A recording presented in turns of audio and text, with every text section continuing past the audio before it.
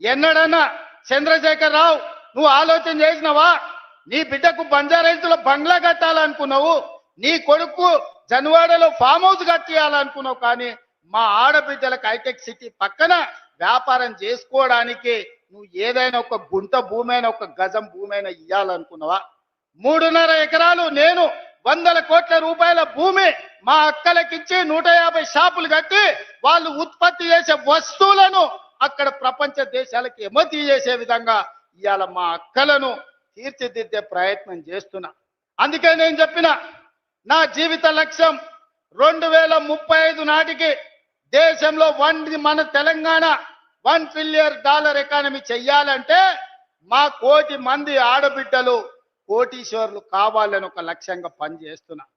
ఇవాళ 67 లక్షల మందిని కాదు, 1 కోటి మంది ఆడబిడ్డల్ని సంఘాలలో చేరండి, 1 కోటి మంది ఆడబిడ్డల్ని 10 ఏళ్ల కోటీశ్వర్లను చేసి మీరు కోటీశ్వరులమని గర్వంగా చెప్పుకోవడానికి ఇవాళ ప్రణాళికలు వేసి ప్రజా పాలనలో ఇందిరమ్మ రాజ్యంలో ఇవాళ మా అక్కలను కోటీశ్వరులను చేయాలని నేను చూస్తున్నా. ఎన్నడన్నా ఈ ఆడబిడ్డల చేతుల 10 రూపాయలు ఉండాలని నువ్వు ఆలోచన చేసినావా చంద్రశేఖర్ రావు? ఎప్పుడన్నా నువ్వు మానవత్వంతో ఒక్క ఆలోచన చేసినవా? ఇవాళ మేము ఆలోచన చేసినాం, మా ఆడబిడ్డల్ని గుర్తించినాం, వాళ్ళకి గౌరవం ఇచ్చినాం, వాళ్ళకి బస్సు ఇచ్చినాం, విద్యుత్ ఇచ్చినాం, పెట్రోల్ బంక్ ఇచ్చినాం, హైటెక్ సిటీ పక్కన భూములు ఇచ్చినాం, వ్యాపారాలు ఇచ్చినాం, బట్టలు కుట్టేది ఇచ్చినాం, బడి మీద పెత్తనం ఇచ్చినాం. 18 నెలల్లో ఈ దేశంలో ఎవరైనా ఆడబిడ్డల కోసం ఇన్ని మంచి పనులు ఎవరైనా చేసిన వాళ్ళు ఉంటే ఎవరో ఏ రాష్ట్రమో పోటీ పెట్టండి. తెలంగాణ రాష్ట్రం నుంచి మా సీతక్కను, మా కొండా సురేఖను, మా సోదరిమణులను పంపిస్తా, వాళ్ళతో చర్చ చేయండి.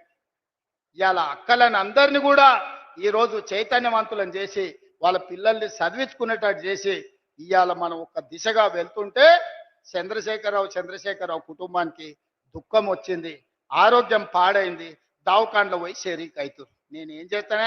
నీ కడుపు నుండే విషం పెట్టుకుంటే నేనేం చేస్తా? డాక్టర్లు కోసి తీసి విషం తీసి బయట వేస్తారు, అంతేనా? కడుపులో విషం ఉంటే డాక్టర్ ఏం చేస్తాడు? దవాఖానకు పోతే కోసి విషం తీసి బయట వేస్తాడు. కడుపులో కంతి అయితే ఏం చేస్తారు? అక్క దవాఖానకు పోతే మనకు తెలుసు కదా, ఊర్లలో కడుపులో గడ్డ అయింది అనుకో, ఆ గడ్డ కోసి తీసి బయట వేస్తారు. మీ కడుపులో విషం నింపుకుంటే ఏం చేస్తారు? దవాఖానకు పోతే కోసి బయట వేస్తారు. ఇలా కడుపు నిండా విషం పెట్టుకొని మా ఆడబిడ్డల అభ్యున్నతి మీద ఇవాళ దుఃఖం గురించి మాట్లాడుతారు. ఇక నిరుద్యోగ యువకులు ఆనాడు అగ్గికి ఆవుతైన వాళ్ళు కొందరు, ఉరి కొయ్యలకు వేలాడి ఉరేసుకున్న వాళ్ళు ఇంకొందరు, రైలుకు ఎదురేగి ప్రాణ త్యాగాలు చేసిన వాళ్ళు ఇంకొందరు. తెలంగాణ ఉద్యమంలో ఉస్మానియా కాకతీయ యూనివర్సిటీల విద్యార్థులు వీరులై ఆకాశానికి ఎగిరినరు, తారలై ఆకాశంలో మెరిసినరు తెలంగాణ రాష్ట్రం కోసం. వాళ్ళు కొట్లాడిందే కొలువుల కోసం. 2 లక్షల కొలువులు ఖాళీలు ఉంటే ఆ కొలువులు నింపలే. నీ బిడ్డ ఎంపీ కొడిపోతే ఎంబడే ఎమ్మెల్సీ ఇచ్చినావు. నీ చుట్టం వినోద్ రావును బండకేసి కొట్టే ఎంబడే ప్రభుత్వంలో ఇంకొక క్యాబినెట్ ర్యాంక్ పదవి ఇచ్చినావు. నీ కొడుకుకు మంత్రి ఇచ్చినావు, నీ అల్లునికి మంత్రి ఇచ్చినావు, నీ సడ్డకుని కొడుకు రాజ్యసభ ఇచ్చినావు, నీ ఇంటి నిండా కొలువులు ఇచ్చుకున్నావు. కానీ మా చదువుకున్న పేదోళ్ళ పిల్లలకు ఎక్కడైనా కొలువులు ఇచ్చినవా? ప్రజాపాలన ఇందిరమ్మ రాజ్యంలో మొదటి సంవత్సరంలోనే 60,000 ప్రభుత్వ ఉద్యోగాలు నేనిచ్చిన. ఎల్బీ స్టేడియంలో లెక్క తప్పంటారని, తప్పుడు కూతలు కూస్తారని కుటుంబాలతో సహా ఉద్యోగాలు వచ్చిన పిల్లల్నే కాదు వాళ్ళ తల్లిదండ్రులను కూడా పిలిపించి ఎల్బీ స్టేడియంలో మేము ఎక్కడ ప్రమాణ స్వీకారం చేసినామో గక్కనే 60,000 మంది ప్రభుత్వ ఉద్యోగాలు కొలువులు ఇచ్చి 60,000 ఉద్యోగాలు ఇచ్చిన లెక్క కట్టుకో. ఒక్క తలకాయ తక్కువ ఉంటే నువ్వు వచ్చి నన్నాడు కానీ సవాలు విసిరిన ఆ సన్నాసి దాని గురించి మాట్లాడు.